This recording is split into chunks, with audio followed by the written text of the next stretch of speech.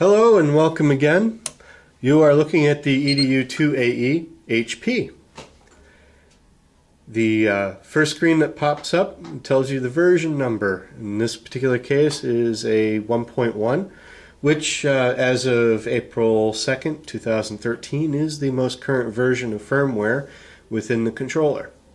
It tells me that the system is ready, and if I squeeze the lever on the tool, it should default right to the operator screen, in which it tells me which model number I'm running, as far as what's in the program anyway, what joint it's programmed for, the torque percentage it's set for, and the RPMs that it's set for.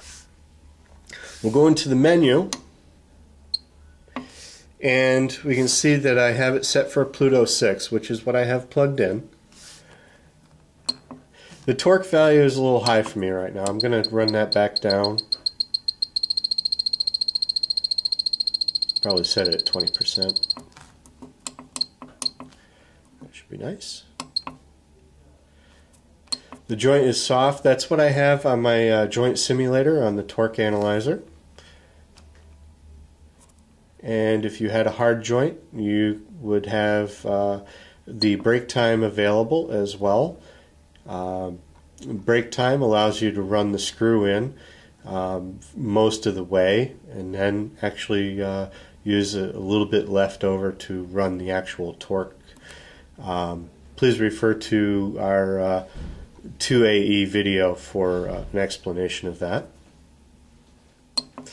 Our ramp time, we have 0.2 seconds. That's the minimum time this driver requires in order to get up to speed, and we have to have that speed in order to generate the torque.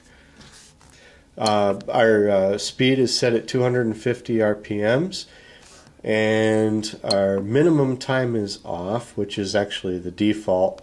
I'm going to set that a little bit higher than off. I'm going to go to 0.5 seconds. If I reach the minimum time, the joint will be okay. The maximum time, if I pass that, it will not be okay. If I don't reach the minimum time, also will not be okay. I should probably explain. Minimum time, if I have not reached this minimum time, then I most likely cross-threaded the fastener and the joint will be no good. If I have passed or reached my maximum time, also the joint will either be stripped or just no good. I'll set this just for a couple of seconds.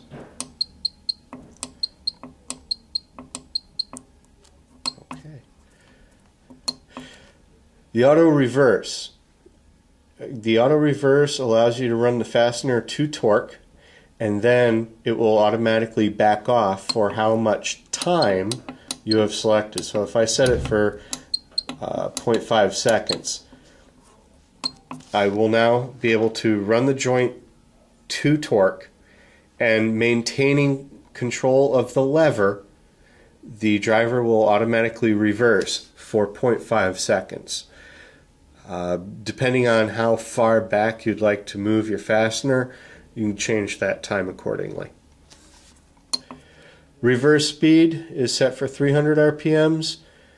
You can change that to whatever speed you like.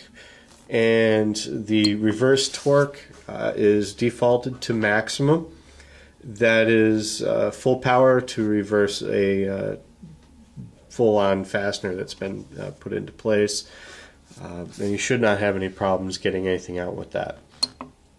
You can change the language on line 12, click OK, you can go for English, Deutsch, Italian, Espanol, all that is in there. On line 13 is PV torque. That's prevailing torque. If you have a fastener that is a locking fastener, if it has a nylon insert on the fastener, or if it's a crimped nut going onto a bolt, you're going to have some prevailing load. If you're thread cutting, you're going to have prevailing load. And this is a time feature, so you would actually set a certain amount of time to run it at full torque. In other words, we're going to put full power for, I've set this for 0.4 seconds. I'm going to have full power to the driver. This will override everything else as far as power to the driver. If you aren't careful with this setting, you can end up destroying fasteners or your product. Just keep a note of that. It's a very sensitive setting to be playing with, but it's very critical for a lot of applications. Rotation. We can do right hand or left hand thread with this feature. This is something that is not available on the standard 2AE. This password can be changed so that operators have zero access to making any changes to menu settings like torque percentages and what have you. Calibration. This is definitely a feature we need to go over in this video. We are on line 17 on the 2AE HP, and we are going to do a calibration.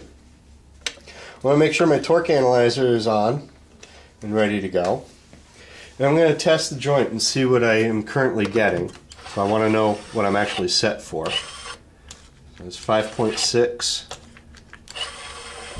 Again 5.6.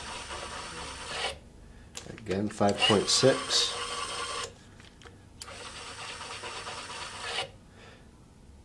Okay, so I'm getting 5.6. Alright, EDU 2AE HP is for the calibration. This is actually rather important. If you want to get a correct torque value on your operator screen, this has to be done. The first thing you do is to press OK and make sure that calibration is on, and then press OK again. It'll ask you to set the percentage. What we want to do is create a window overlapping the torque value that we have previously set. On line 2 in the setup menu, you have a torque value. Right now I have it set to 20%. So I want to go 17%, just as an example, and then on the other side I'm going to go 23%. This puts a window over my target and allows the controller to draw a correlation between those 3 points and actually come up with a calibrated value. So the percentage, the first one is the lower percentage is I'm going to use 17%. So I'm 3% below my target. I'm going to click OK, and it's going to ask me to start test.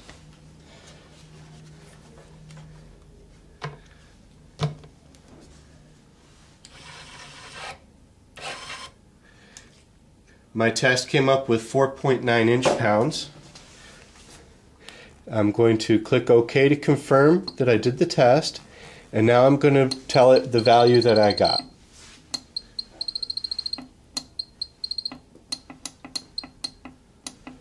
There's 4.9. I'm going to click OK, and I just double tapped it. God. Alright, we are on line 17 of the EDU 2AE HP. This is the calibration line. It is a very important line that we go over because without doing this calibration, you will not get a correct torque value on the operator screen. Right now I have the driver set at 20% of the torque value, and I should be getting somewhere around 5 inch-pounds or so. And I'm actually getting 6.3. Why am I recording this right now? Okay, we are on line 17 of the EDU 2AE HP. This is the calibration line, and it is extremely important that you do run this calibration procedure if you want to see a accurate torque value on the operator screen. The first thing we want to do is know that our percentage on line 2, I have it set for 25% torque value. That's actually a power percentage, not a actual torque value. So line 2 is at 25%. I want to give a window a little bit below and a little bit above so that the controller can make a correlation between those 2 points and give it some leeway below and above. A minimum of 2% below, which would be 23% and then 27%. I'm going to go a little bit more than that. I'm going to give it 3% on either side, so I'm going to do a 22 and 28%. So the first thing we do is on line 17 we want to click OK and make sure that the calibration is on. If it's off, use the arrow key to turn it on, and then click OK again.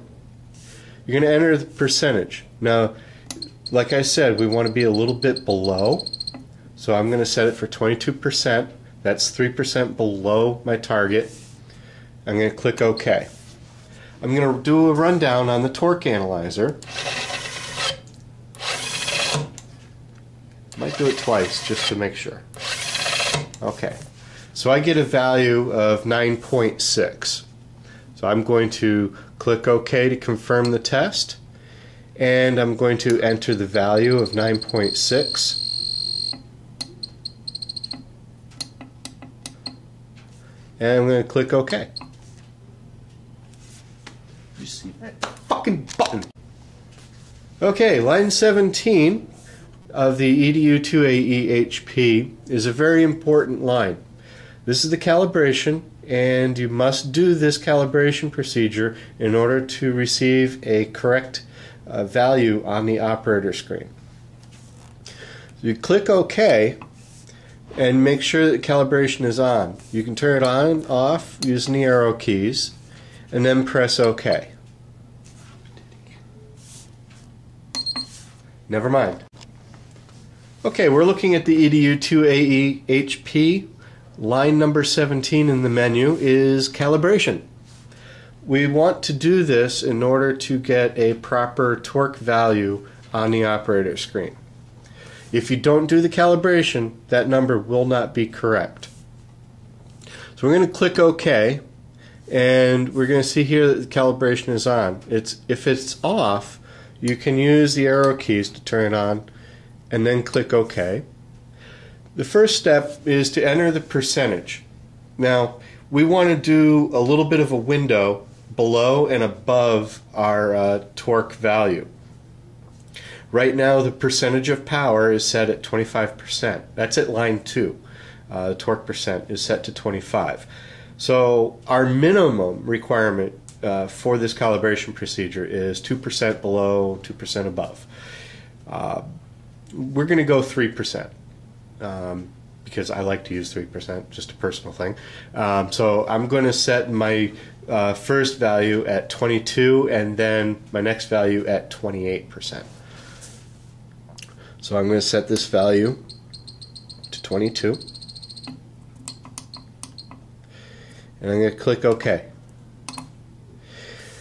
It's going to ask me to start the test, and I will do a single rundown. And I get a value of 9.8 inches. I'm going to press OK to confirm that I did the test, and then give it a value of 9.8.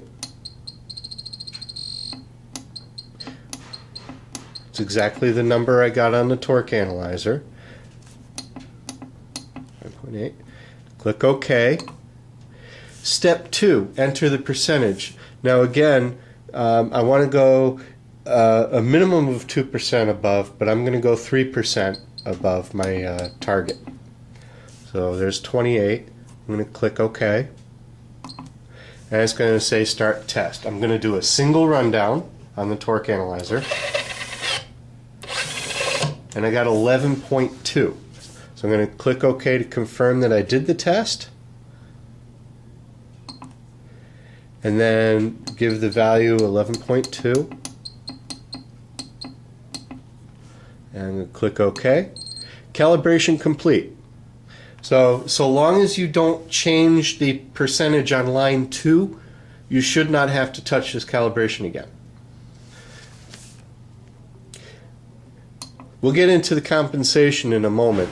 I'm going to do a few rundowns on the torque analyzer to confirm that my calibration is taken.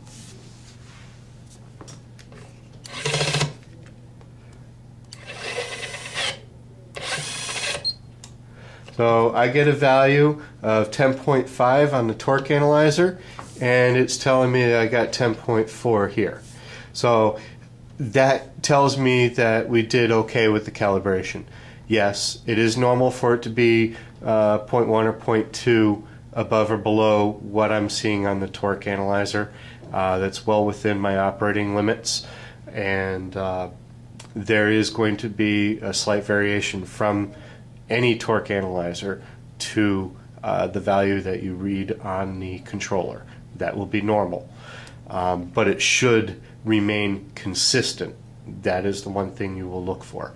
If you do several rundowns and find that the numbers are not consistent, you may need to do the calibration over again. Now if we go back into the menu and we go into compensation, let's say the number is consistent, but it's consistently high or low. You can add or subtract a couple of digits off of that to compensate for that variance, if it's consistent. If it's not consistent, go back and do the calibration again. The units is self-explanatory. You can set it for inch, pounds, or newton meters, what have you, kilograms. You have also a torque window. This is based on your calibration. If you set a torque value, now I've been getting about 10.5 in torque. So let's say my minimum torque is 10 and I set the maximum torque to 11. So long as my torque value on the controller is between those set points, I will have a good joint. If they are outside those extremities, it'll give me a not okay signal. The screws number, if I click that on, I can tell it how many screws there are in this program. Let's say there are 3 screws. I click OK and I go into the menu. I get here, there are 3 screws in the program, and I can run. There's 1 screw out of 3. I run it again. I get 2 screws out of 3. Now, if I let this run too long, because now I get this maximum overtime, I get a not okay, and I still have to complete this cycle.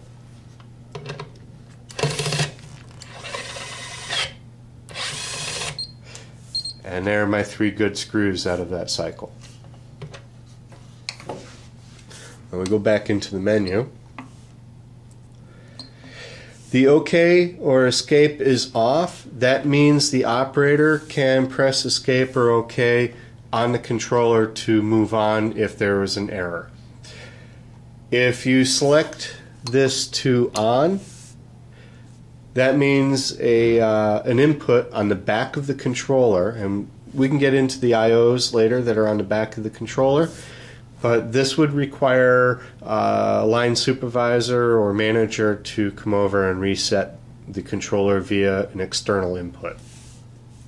I'm actually going to turn that back off. And the last line here is how many cycles this particular controller has actually done. And since this is a demo unit, it's done 245 screws, supposedly. And that takes us out of the calibration and setup. Thanks a lot.